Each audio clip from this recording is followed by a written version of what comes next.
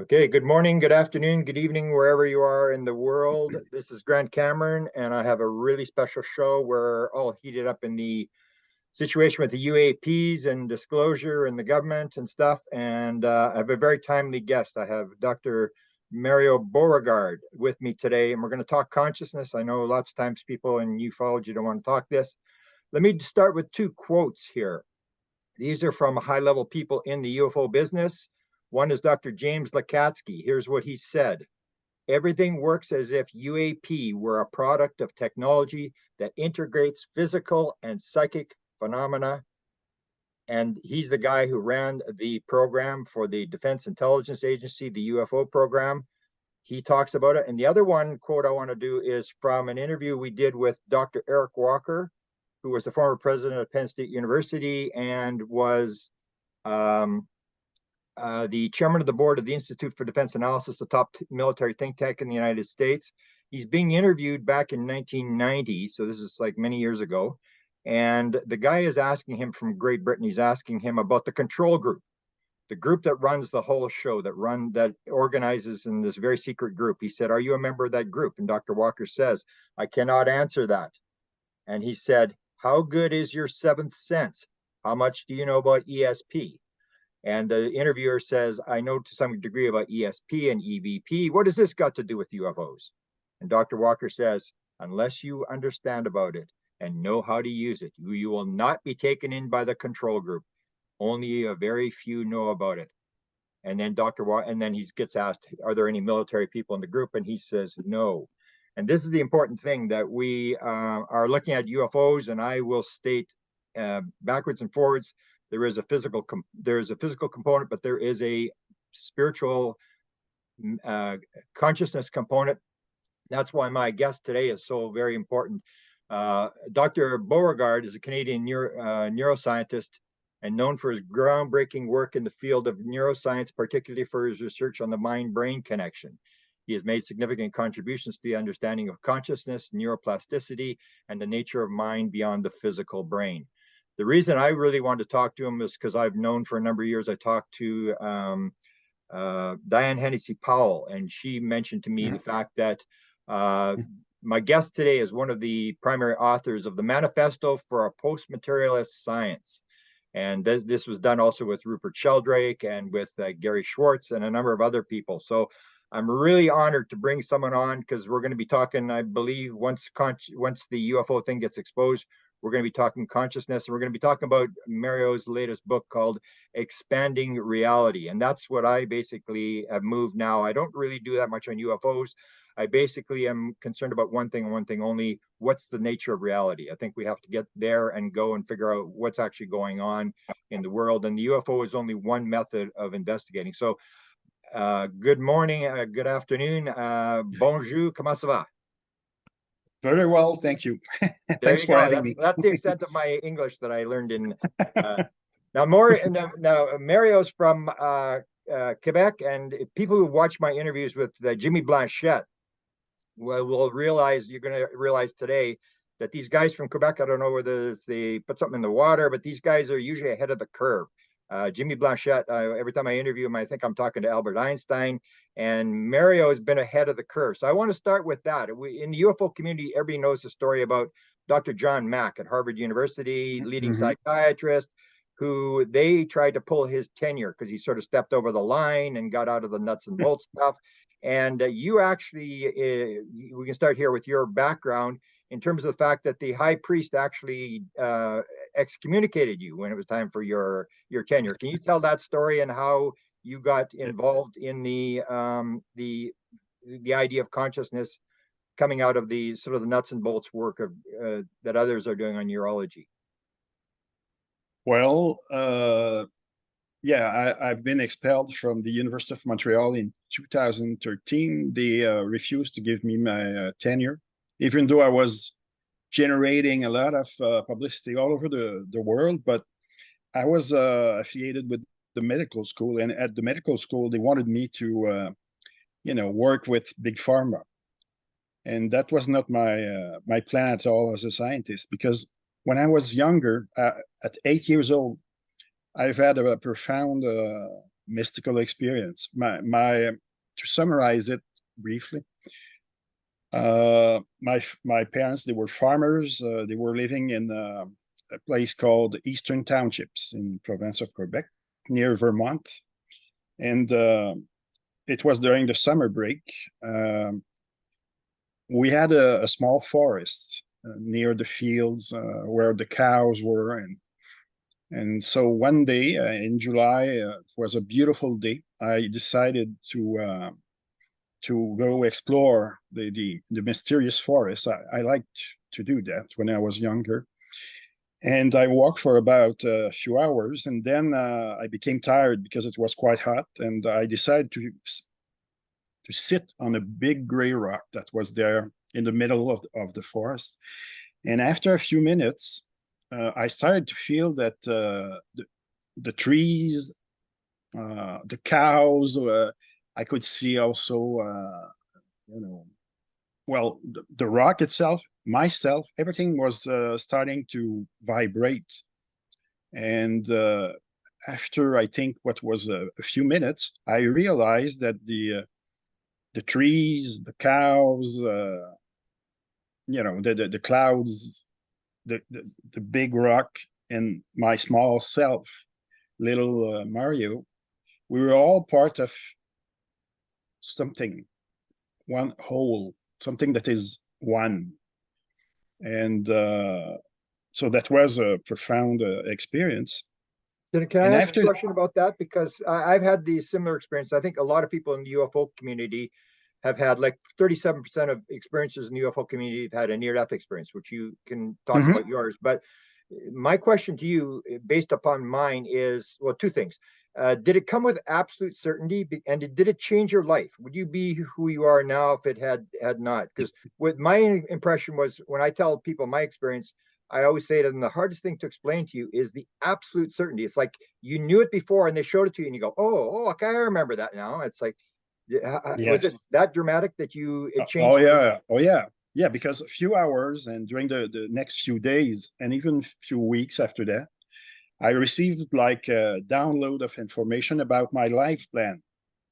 And in the information, it was clear that I was to become a scientist who studies the brain, that I would meet with other scientists at a certain point in time in the future, and that we were going to demonstrate that the brain is the mind is not what the brain does, and consciousness is above physical matter.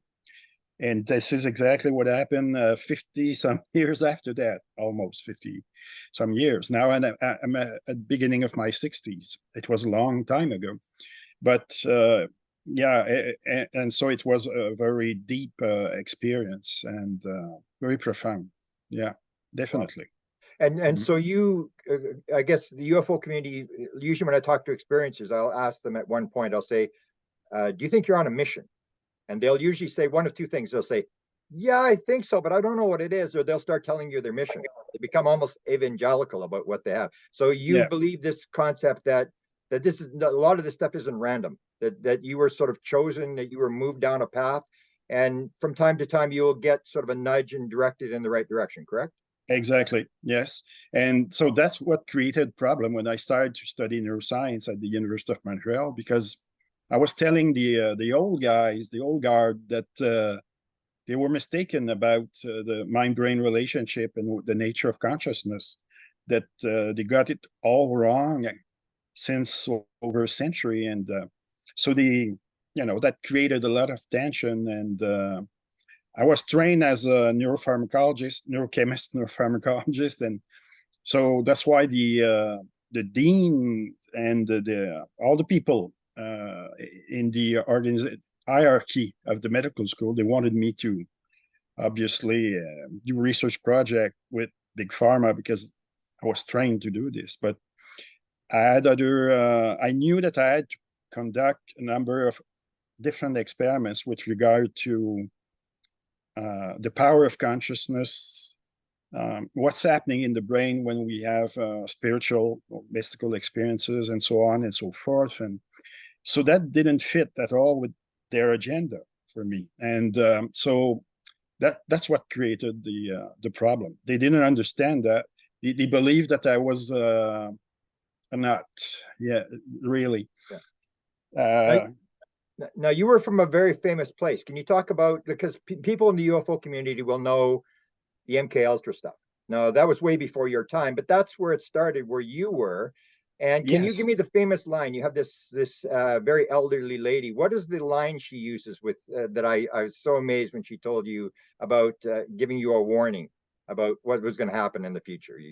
Oh yeah, she said, I won't name her because I think she's Yeah, still I alive, think but she's still alive. Yeah, almost 100 years old or over 100 104. years Yeah. old. But she said, as long as I'm here, I will not allow any type of experiment at the famous Montreal Neurological Institute. Uh, Experiments related to this, pseudoscience about so-called mystical experience, and well, for her and for my former colleagues at the University of Montreal, everything has to be physical. It's the it's the brain itself, something physical that creates mind and consciousness, and spiritual experiences are delusions, or UFOs cannot exist. They are delusions because it's not possible according to the materialist framework. So, you know, it was not possible to reach an agreement. So it was a bad marriage, really. Yeah. Can you talk a little bit about science? Because I was at a university for 40 years. I wasn't a professor, but I dealt with academics. And I worked at a bar, the faculty club bar, for 2 years, and I got to know them like one-on-one, regular guys. And people, even somebody was sort of disputing yesterday. Oh, you wouldn't. Nobody at the university would do this. Can you talk about the mindset of science today in terms of, and then go into your idea of your post-materialist manifesto and what happened there, and where we are in terms of that? Because I think a lot of people still think that science is the place to be. I mean, they can make a cell phone, they can make a, and stuff like that. And when you're around them, I think you've got the same experience. Is it's not really what you think it is. Not at all. No, it's clearly they are following an agenda, an ideology. It's guided by the materialist ideology, which is totally wrong. And but you have to, it's a game, a social game. It's done by humans. They have emotions, belief systems, and so on and so forth. And all the scientific system has been created, is built uh, around this ideology, materialist ideology. So if you want to, and they told me that they tried to explain to me how it works. And if you want to receive, you want money, research money, grants, you want to climb the ladder, you know, in universities, you want to be influential, you have to play this kind of game. You have to show publicly that you believe in this ideology. Otherwise, you're an heretic. You don't fit, and we're going to try to demolish you, expel you. And it's been done to many people before me. Sheldrake, and the story. It's very old. It started centuries ago with Galileo Galilei and all the. Yeah. So I was threatened. They literally they were bullying me, and they were telling me, that we can play with your professional life. So you know what it means.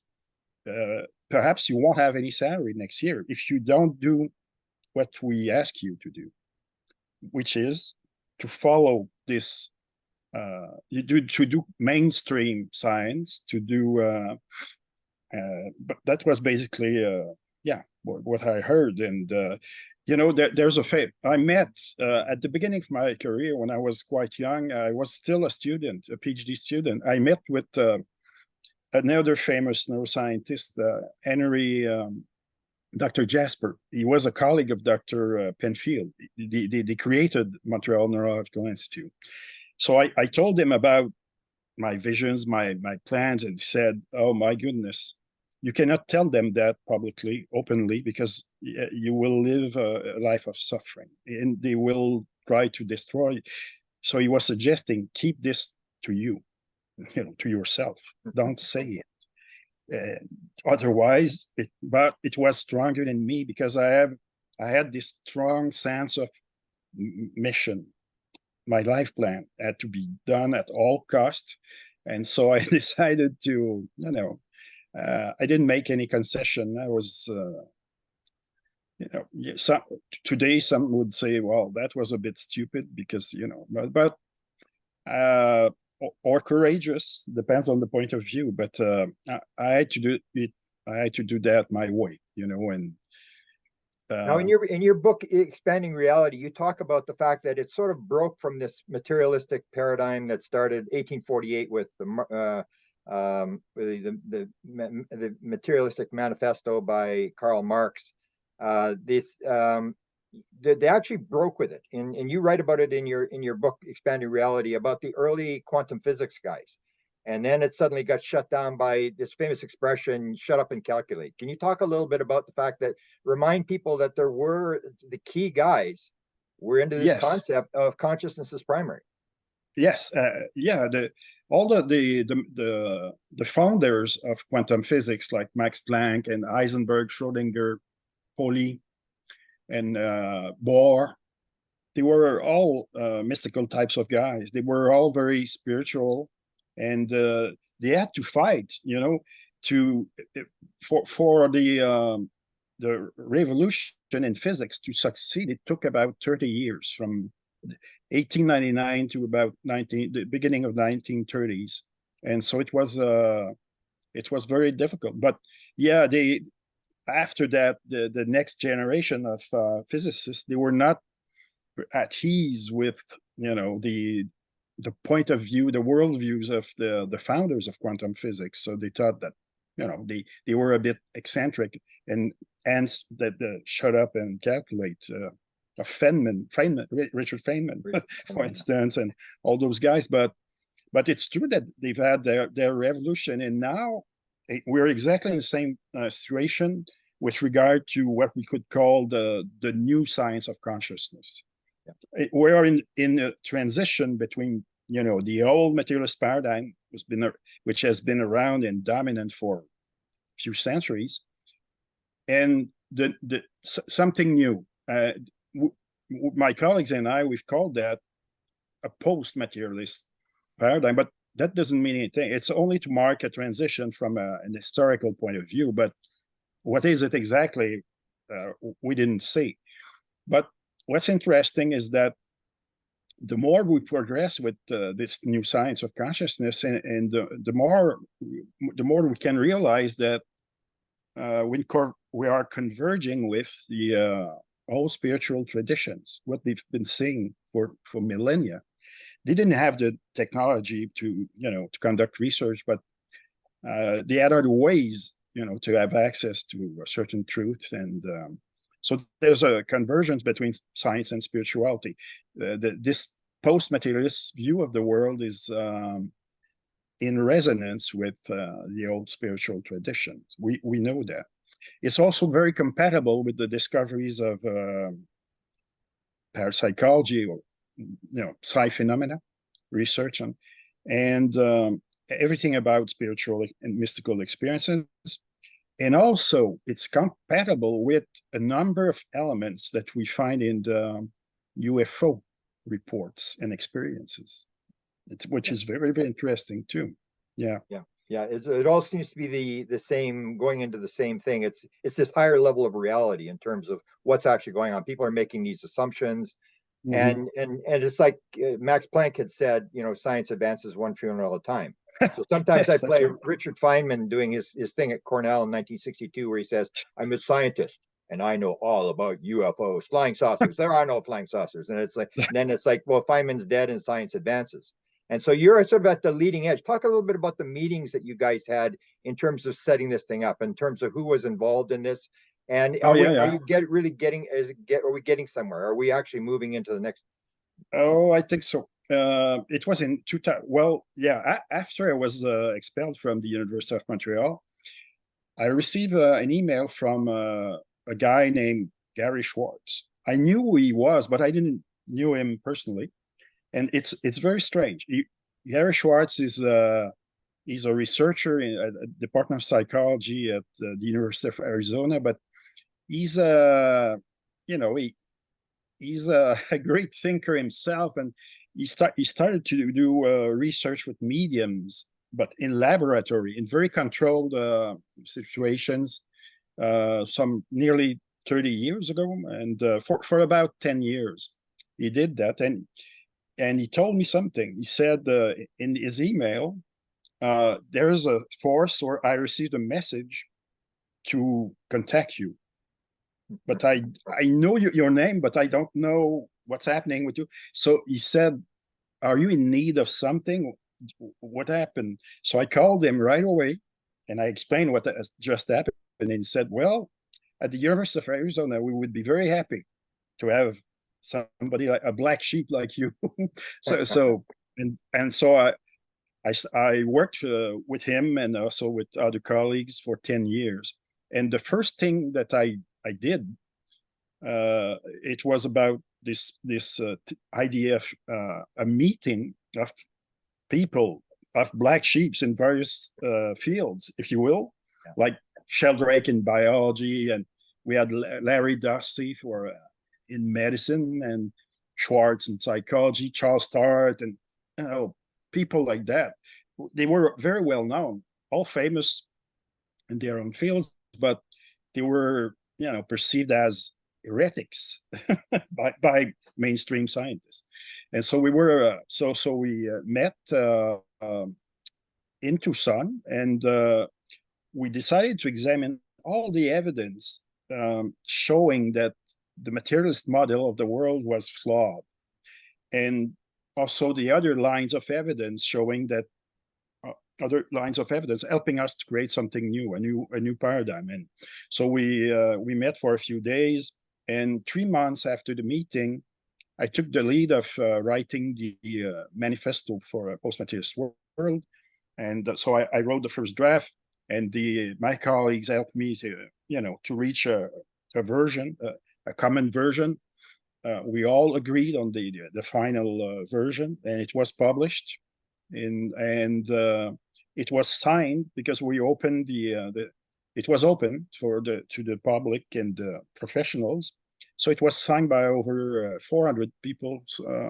Some were famous scientists, but most of them were retired, so they were not afraid of the establishment. Right.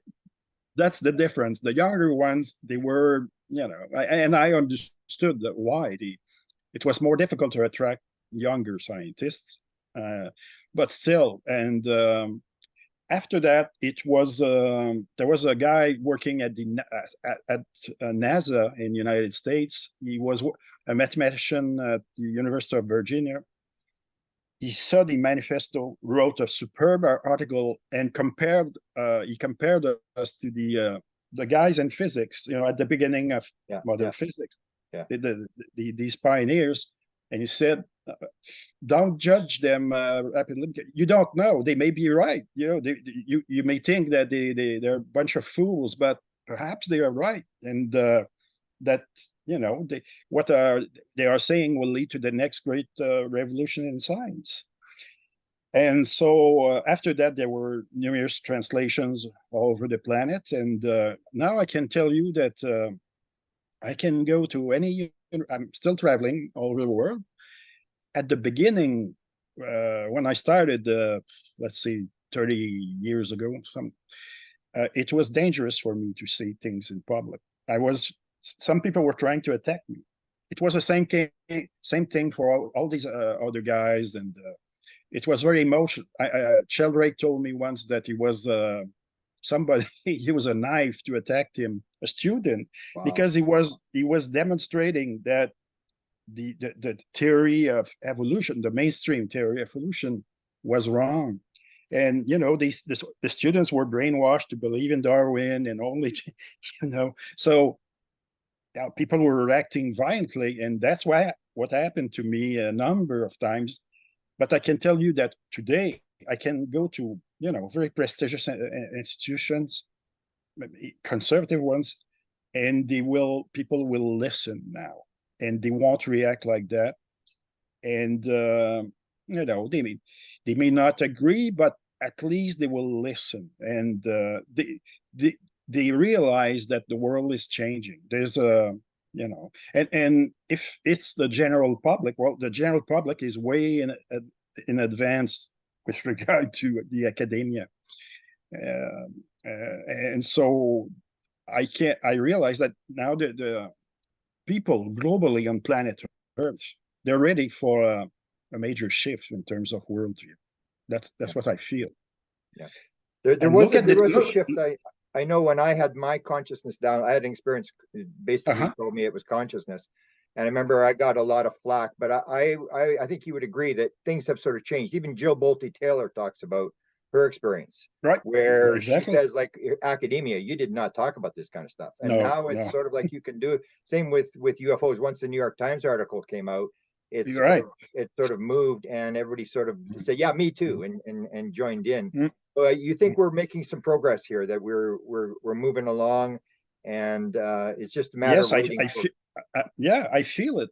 And even my opponents back in time, scientists who were very critical of me. Now they send me email saying, well, perhaps you were a visionary. You know, and so yeah, I can feel that it's changing, and now it's possible to it's more possible in the academic world to talk, and also in the business sector, to talk about consciousness and its powers, the levels, and so on. And so yeah, more people are open-minded with regard Yeah. to these issues. Now, I wrote a book called Contact Modalities, where I talk about different things, channeling and mediumship and Mm-hmm. UFO experiences and all this kind of stuff. There's 70 different things, like you get in the field and you can pull material back out of the field and stuff like that. And one of the things I wrote a whole bit on was trauma. And you went through this as well, the whole idea of the near-death experience. Can you talk a little bit about your near-death experience and how it changed your life? Yeah, it was 12 years after my vision, when I was a child at 8 years old. I was at the beginning of my 20s, and I had been physically very healthy for all of my life until then. And one morning I woke up, and I was my visual perception was altered, like if I was under the influence of drugs or toxins of some sort.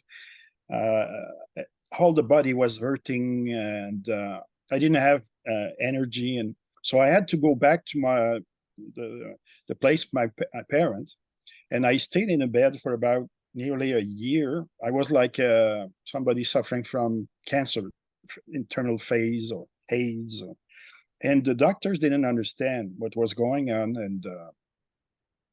and during that year, I've had a near-death experience. One night, I had the feeling of being pulled out of my physical body, really. And then I met with a beautiful being of light. The reason was that I thought that my life was over, my physical life was over, and my life plan would not happen like what I perceived. So to me, it was a major failure. I didn't understand because it didn't fit with the experience when I was a child. And so I received explanations about that. Uh, I was thinking, to be honest, I was thinking about killing myself. I was starting to make plans. I was in a bad place, And the being of light knew everything about all this. And I say he, but it was a she also. It was androgynous. But I'll say he tried to explain to me what was really happening. It was not the end of the road for me, not at all, but it was like part of a transmutation process of consciousness. That's what I received.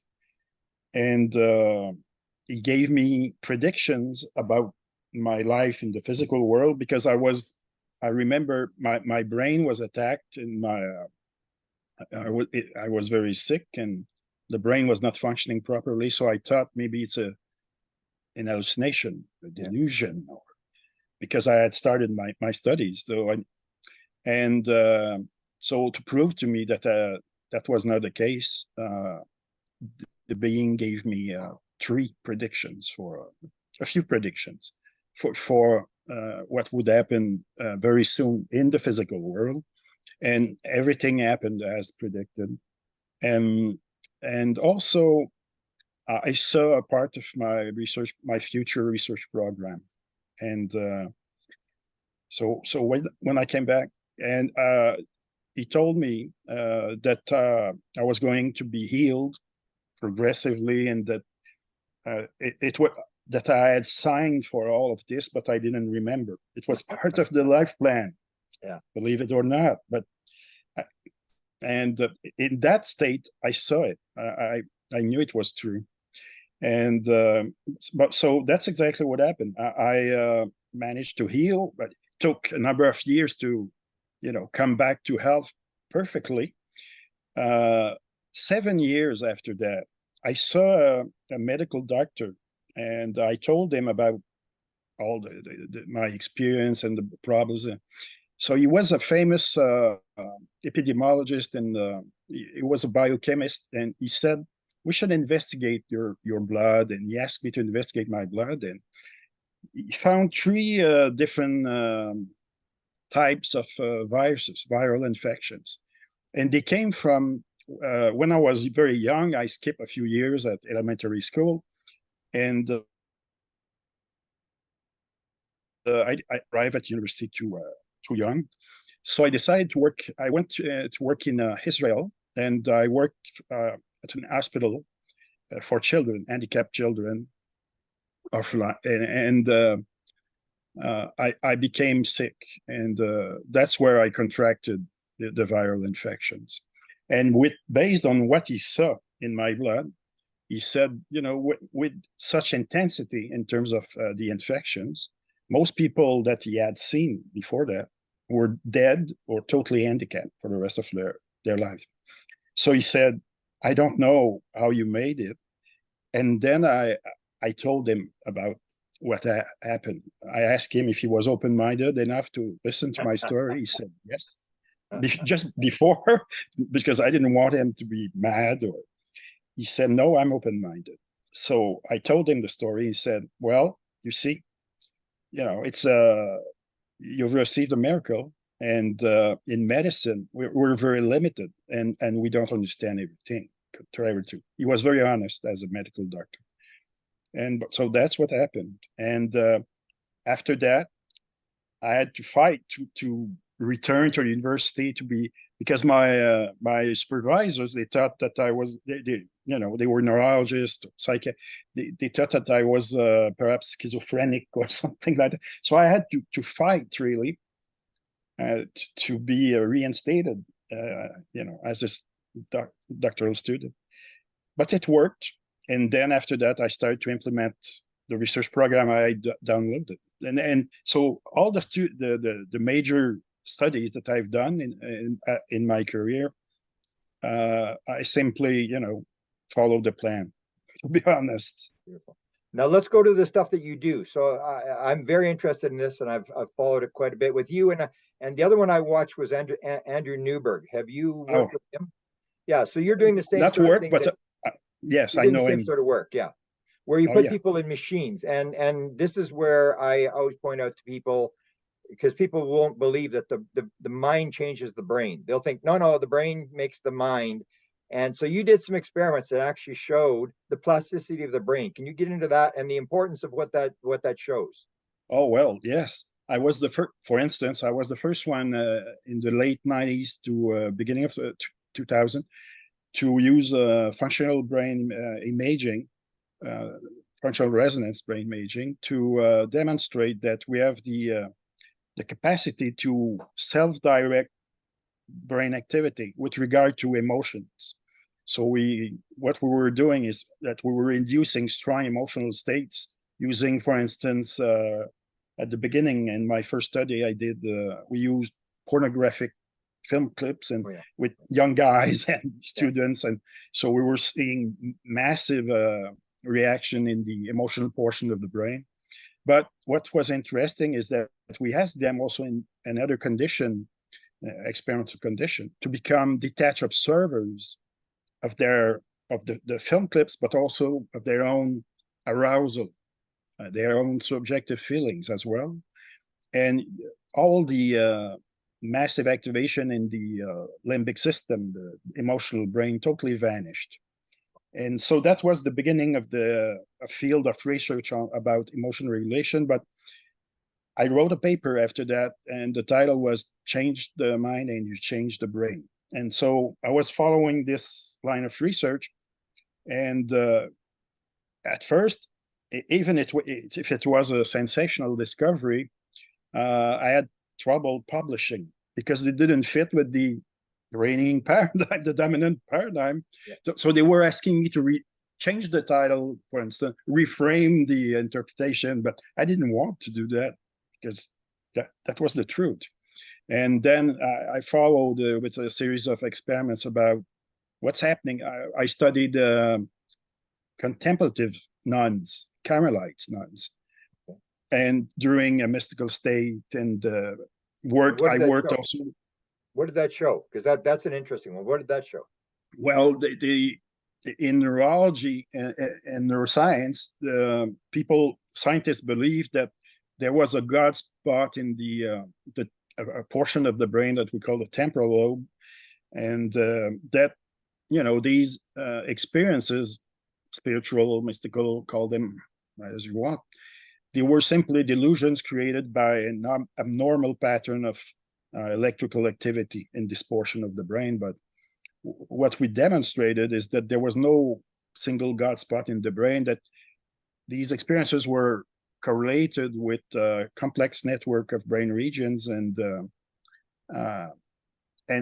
it was replicated by other laboratories. And we studied also near-death experiencers who could still reconnect with the light or the being of light that they had met. And the networks in the brain were quite similar, whether the people were saying, we met the light, the experiences, or the nuns that were saying it's God, the Christian concept of God.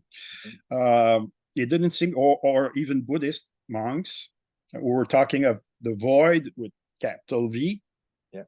The patterns were quite similar. They were in the brain, in the physical brain. So, and that's how I became known internationally after these experiences. And but at first, like I said before, they thought that I was perhaps, they didn't know if I was, they thought I was a kind of freak or, And then after that, I started to be, when my research became more influential, then I started to be attacked by the materialists. Yeah. They were attacking me. They took control of the Wikipedia page, for instance. Somebody created a negative Wikipedia page about me. They made me look like a fool. And they use the word pseudoscience all the time. Yes, that's they what love they that do. word. Exactly. Yeah, but that's what a lot of people don't realize. The Wikipedia is they call themselves the guerrilla skeptics, and they take over like your page and Sheldrake's page, and discredit you on Wikipedia, and you can't change it. If you try to change it, you get banned, and you can't change the page. It's just people don't believe this is going on. But it's true, absolutely true. I experienced it myself. I tried to change it. It took 2 minutes and I received a warning, and it came back to the original version. So, and they told me, if you're not happy with it, try to sue us. Yeah. You have an army of lawyers ready to, Amazing. Can I ask a question? Did the University of Arizona do mediums in the MRIs? And what did that show? It was no, they didn't do mediums. No.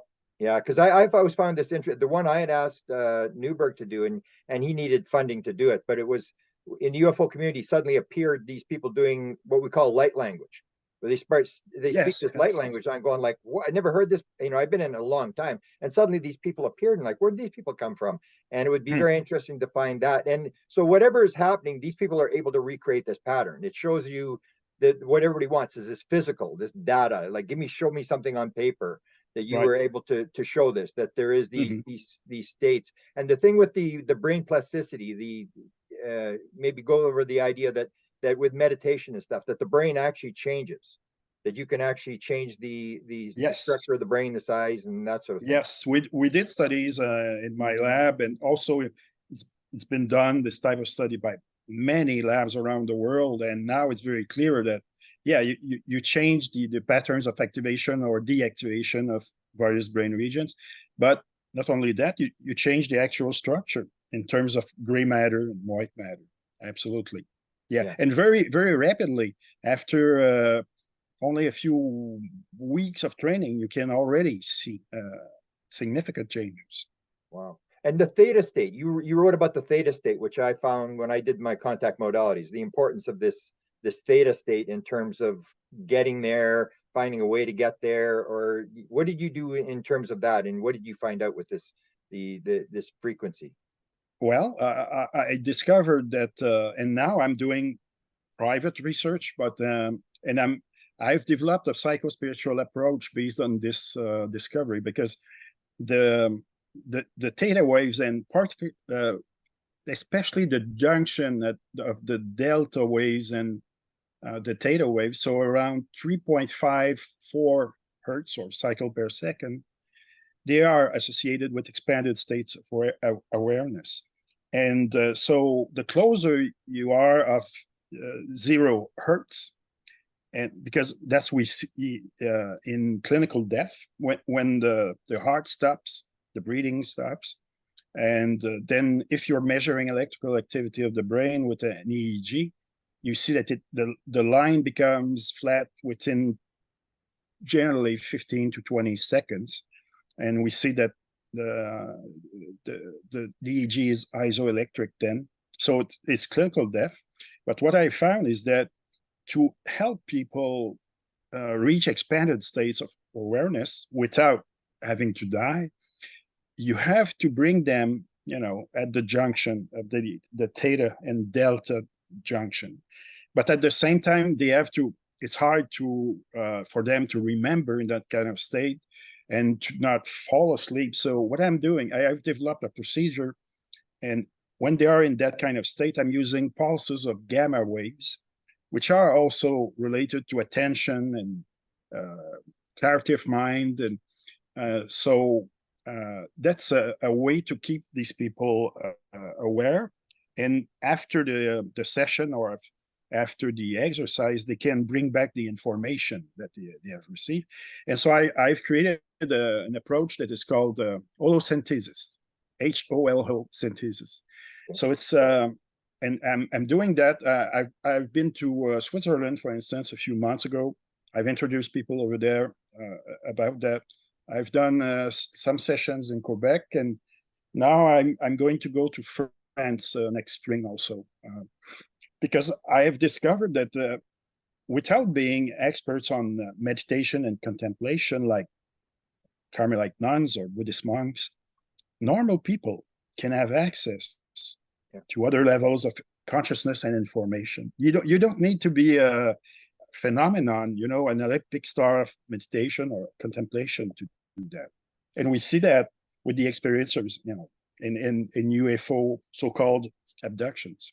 Yeah. And so this is like almost like the hypopompic state where you're going into sleep and coming out of sleep, where people always say, oh, if you can stay alert there and not move your finger and let the left brain come back online, you can pick up stuff. So that's where have you got a technique that you're going to bring into the public that people can use? Yes.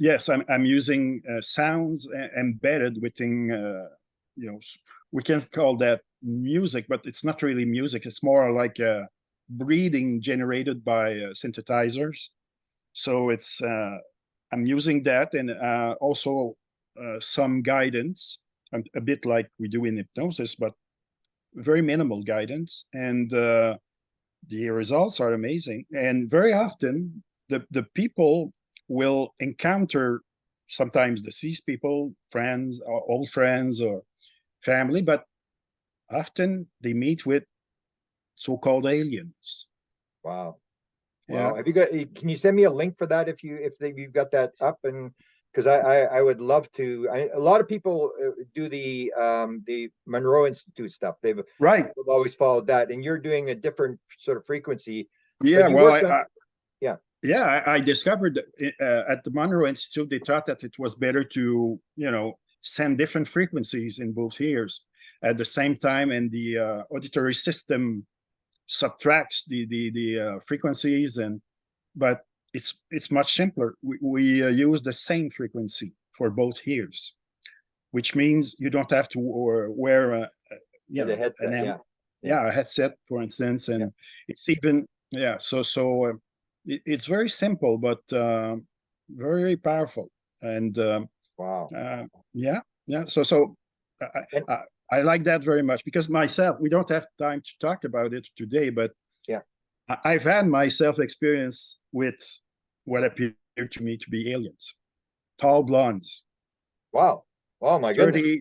35, 40 years ago, I would say, Wow. for several There, times during that dreams, but they were not feeling like dreams at all, yeah. because I could see the ship on board, and now I'm not shocked to say that publicly, because Wow. my career is behind me academically, but yeah, it was Wow. a fascinating experiences. Wow, that's Yeah, fascinating. It's almost like the crossover. Like sometimes people will say, "Oh, I don't think I was abducted. I just have them in the dreams." And then I always say, "Anything else weird happening in your life?" They go, "Oh yeah, I'm just not telling you." But and that's the yeah, thing. You have all these experiences as a child, the near-death experience. exactly. It's like you attract this. Almost like your frequency moves up, and you start encountering this stuff because you've moved. A couple more questions, because I gotta let you go. The gamma thing you did on the gamma thing, like University of Wisconsin did that whole thing with the gamma with the monks. Did you do that as well? And Well, talk about your, we saw some gamma. Well, they saw the gamma waves, high wave, yeah, the high frequency waves around. In their case, it was around 80 hertz, 80 to 100 hertz, and we saw the same thing in the Carmelite nuns as well. And so it is associated with deep meditative states. Yeah. now I wrote a book on psilocybin. I call it the psilocybin school, and so you had some experiences with Mm. Yes. with whatever you want to call them. Can you basically describe it? Did you go in there just to sort of learn something? And can you talk about, did you run across some higher intelligence? Did you learn something? Was it Uh, useful? And it was very useful, because I did that a number of times. I think perhaps 5, 6 times throughout my life. But most of the times, I was experiencing what they call ego death. So your little self vanishes for a it's a little while. traumatic, yeah. At first, yes. Yeah. When I first experienced that, yes, I was a bit worried. But after that, I got used to it, because I've experienced it quite often. Well, I would say perhaps 5 times, and so the little selves vanish, and you become well. In my case, I became one with what we could call the source, or universal Yeah. consciousness, or cosmic consciousness, or whatever, and it felt really good. And uh, the source taught me certain things. So there was still some duality uh, for a while, and but during these experiences, also after a while, after I'd received the teachings, we would become totally one. So I was not able to distinguish what was me from what was not me. It was a total unitive state of consciousness. But it would be very difficult to live like that in the day-to-day physical Yeah. world. Yeah. Yeah. Yeah. Well, Absolutely wonderful. Absolutely spectacular. And so maybe the last question, and then people can go. I highly recommend that people watch your material, because in the UFO field, I mean, there's me and maybe only me or one other person that's got this consciousness connection. So I think people need to follow somebody who's an expert. I think you're sort of an expert. You've done this your whole life. You've done sort of the machine stuff that people can see. There's actual data, that it's not like Oh yeah. just some idea or whatever like that. So what are you doing right now? Have you got a lab in Arizona? Are you still associated with the University of Arizona, or No, what are you no, doing now? no. It came to an end during the summer 2022. So it's been over a year now. And what I'm doing is I'm developing my own psycho-spiritual approach that we call holosynthesis. Okay. And so now I'm trying to teach other people to use that, because we're seeing beautiful results. Um, People can be helped.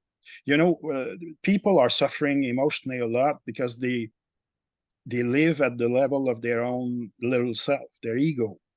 But what I found, I'm not the first one to discover that if you're reaching expanded states of awareness and you look at the same traumatic events, the emotional charge is not there at all. It's canceled.